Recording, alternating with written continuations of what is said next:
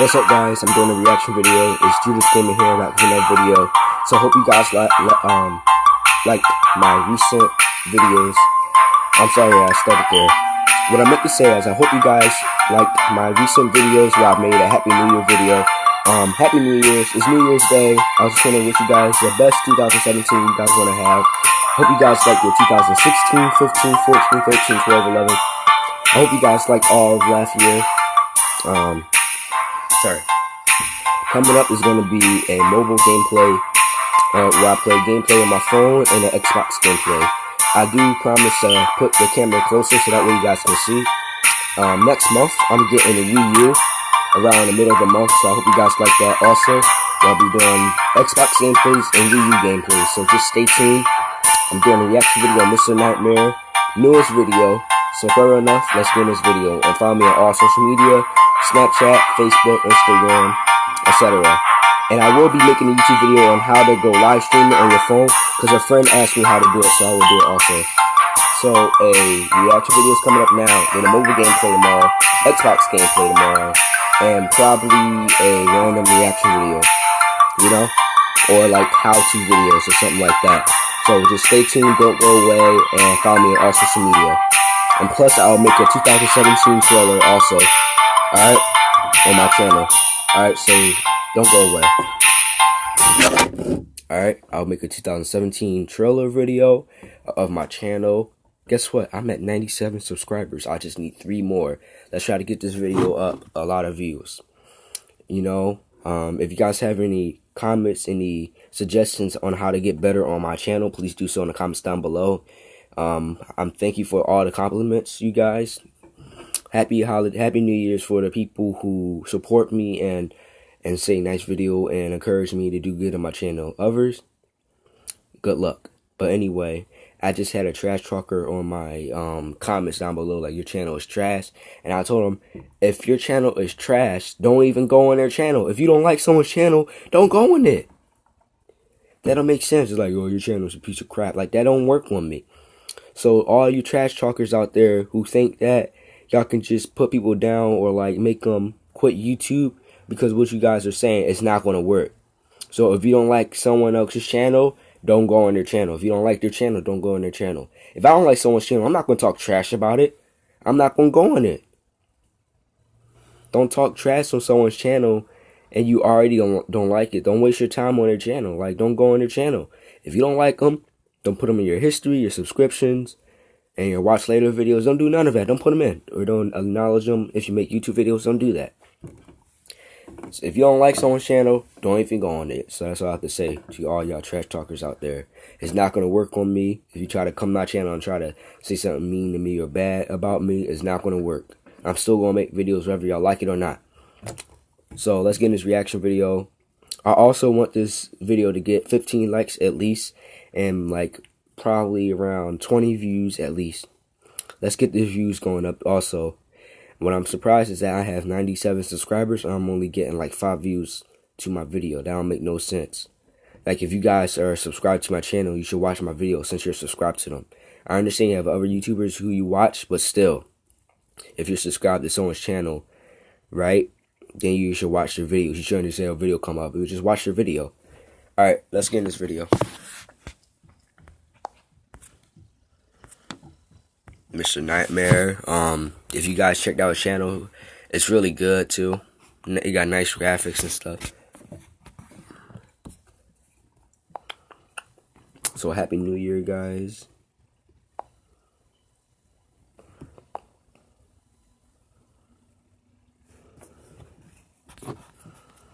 Let me see. I did get one about police officer.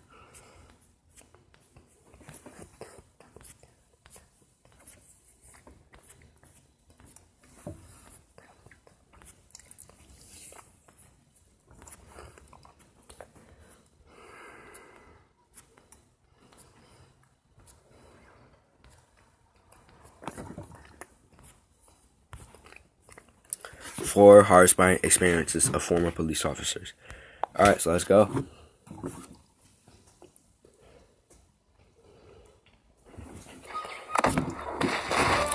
So I hope you guys like this video. I hope you guys like this video.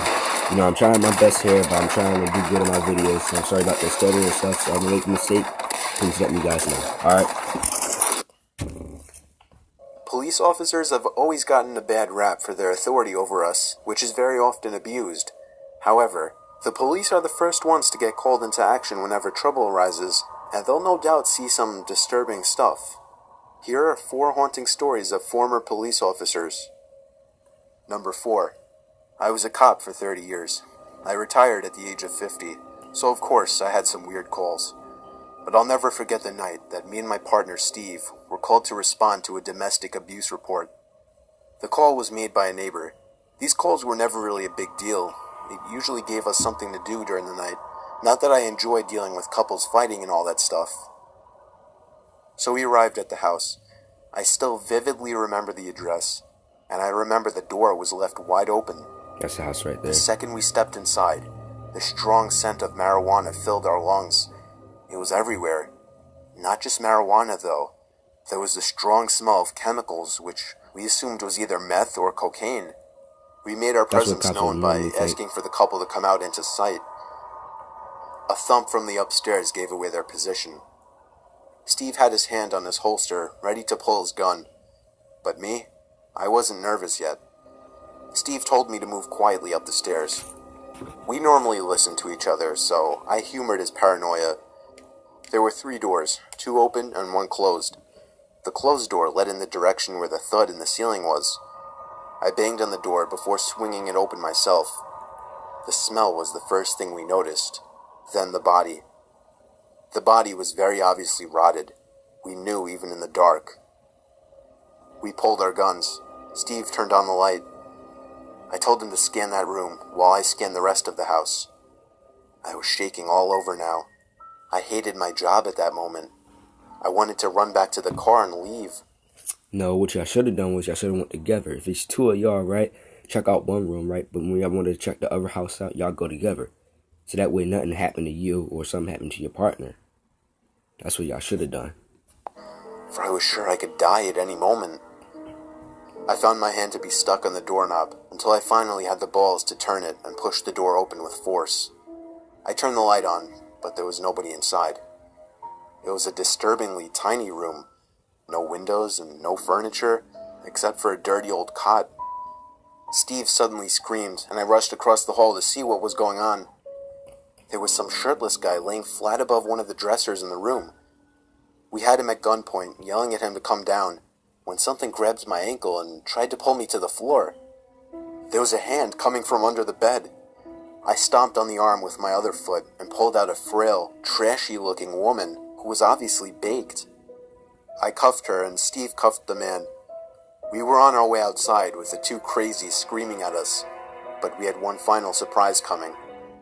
Some psycho from upstairs started screaming, charging at us down the stairs with a knife raised in the air. Steve reacted just fast enough to save my ass by 2 seconds, shooting the guy dead. This was a crack house. Somehow none of the neighbors could smell anything suspicious.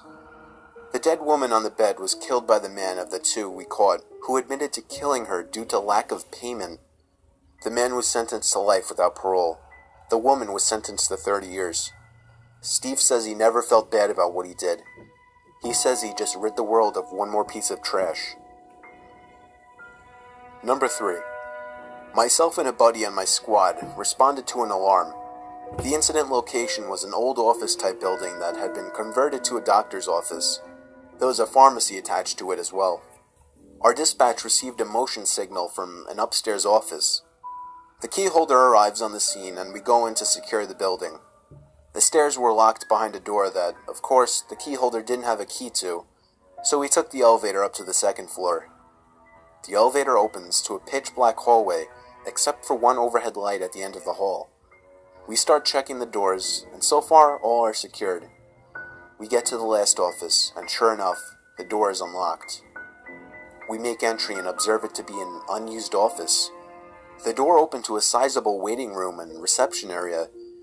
There were about 10 or 12 exam rooms, all cleared with no hiccups. We exit the office, and immediately, something seems off. That's when I realized the overhead light at our end of the hallway that was on before had been turned off. It was replaced by another light over at the elevators. I look at my squad mate and he's completely white.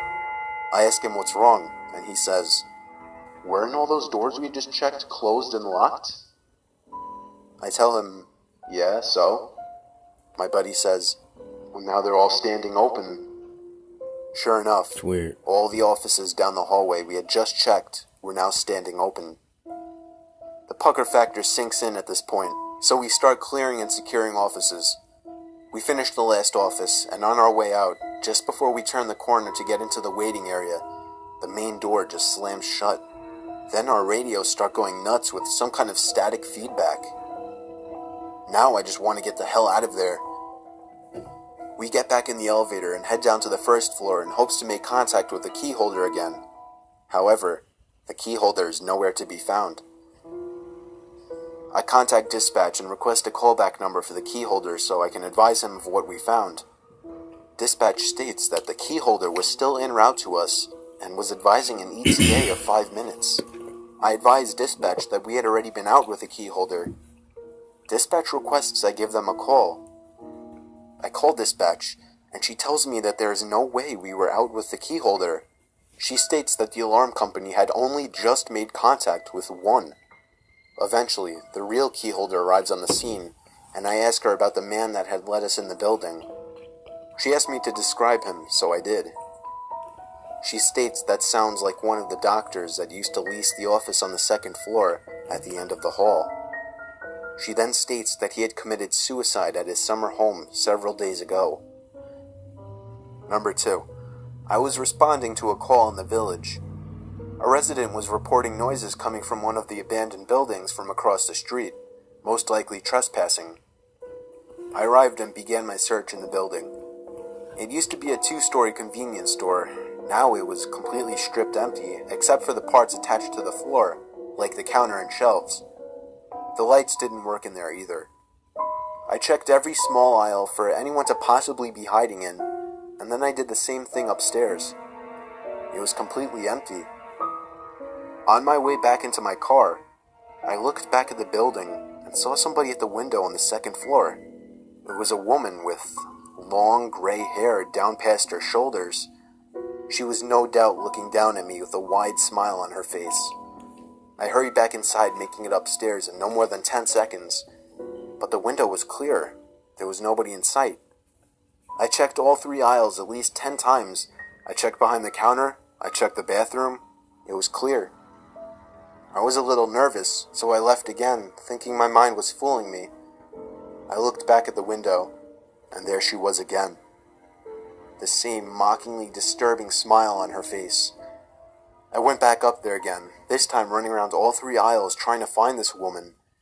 I was about to give it up once more and leave for good when I noticed something in my peripheral vision. It was on the ceiling. A dark shade of black latched onto the ceiling. I shined my light up there, and there she was. That crazed woman looked at me, still with a horrifying smile on her face, as she held onto 2 hook-like objects in the ceiling with her hands, while her feet were pushed up against the tile to gain support. She laughed like a freak all the way down to the station. I don't know if she had some kind of mental disability or not. It seemed like she was just toying with me, but not at all in a good way. She stared me down through the mirror the whole ride. Number 1. In all my years of being a police officer in Floyd County, Georgia, I had only experienced 2 horrifying situations. I'll share with you the worst of the 2. It was a slow night, and I was patrolling the dirt roads in my cruiser. At this particular spot, there were tiny woods on both sides of the road. And then it all started. I spotted somebody jumping into the woods on the left. I only saw half of them, though. They were gone so quickly. I pulled up closer and shined the spotlight into the woods. I didn't see them. Unfortunately, it was kind of my job to check on things like this, so I hesitantly stepped out from the car and began searching. In a moment like this, I was so ready to pull my gun, as I was actually terrified. I will be and too. Then, the cliched snap of a branch from behind a tree almost made me want to run back to the car, but I instead did my job and called for them to come out. Someone wearing a mask stepped out from the tree. I told them to raise their arms, take off their mask, and come to me slowly. They raised their hands, but they didn't remove the mask. I tried to demonstrate my authority by yelling this time, ordering them to take it off. They looked as if they were about to take it off, when suddenly, he or she looked to their left, and then back at me. I heard footsteps coming from my right. I drew my gun. I yelled as loud as I could for everybody to come out with their hands up. You may be thinking, why?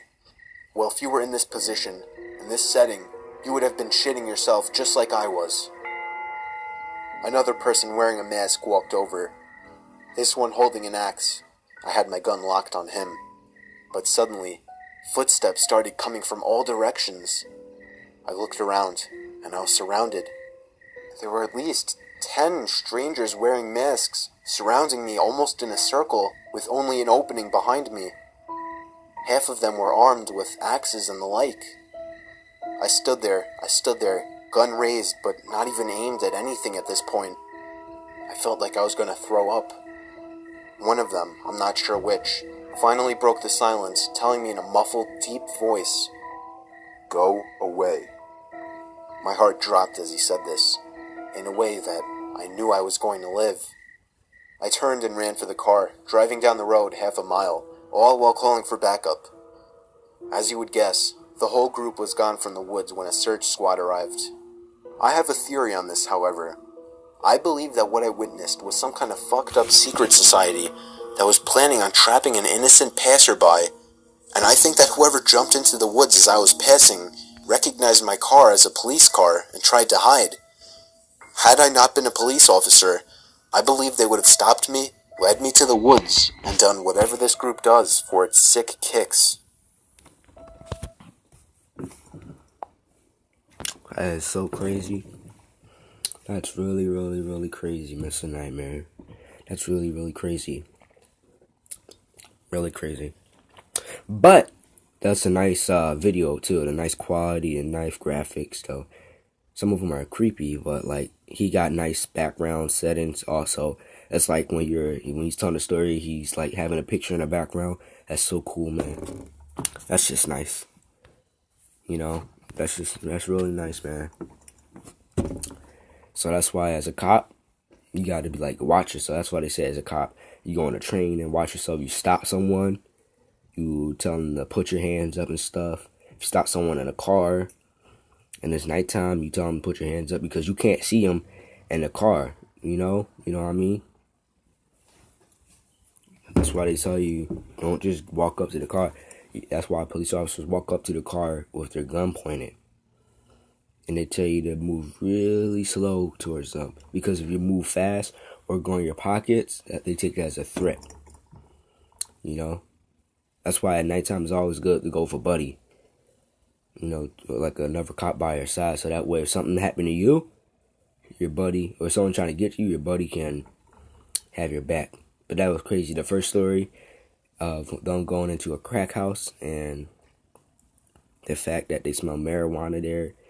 And that they looked in different places, and then he heard his buddy scream. He went up there, and then he heard a hand. He felt something pulling him, and it was a hand. So he stumped on that. So they tried to basically grab them, and they basically did illegal stuff. That's crazy. That's why you gotta watch your back as a cop, though. Mr. Nightmare has some nice reaction videos. So anyway, coming up is going to be more videos coming up. It's going to be a vlog. It's going to be Xbox gameplay. It's going to be a mobile gameplay where I play on my phone. Also, it will be a random reaction video. So that way you guys can see me do like a reaction video on like a random YouTuber or video. So I hope you guys like this video. Like, comment, share, subscribe. And to also share it to your friends on YouTube so that way they can check out my channel.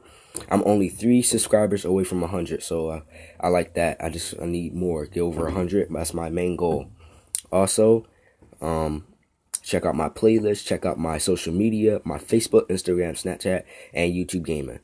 I will also make a 2017 trailer on my channel, so stay tuned for that. This February or next month, I'm getting a Wii U. It's next month, so I'll be making Wii U videos also. Some YouTuber named TG TGM Dom has a YouTube channel, and he has a Wii U. So I'll be doing that. Stay tuned. Don't go away. Happy New Year. It's January 1st, 2017. Oh, my battery is just low. So it's January 1st, 2017. So I hope you guys like this video. I will also make how to live stream on mobile phone, because my friend asked me, how do you live stream? And I will tell them. Alright. So see you guys next time. Stay tuned. And if you have any questions or suggestions, peace out. Let me know. Alright, peace out. And if you guys support me, I'll support you back and give you a shout out also. So just let you guys know that. Okay? If you guys have any suggestions how to get my quality better, my footage better, please let me know. Alright? And I'll see you guys next time. Alright, peace out. Happy New Year. Peace.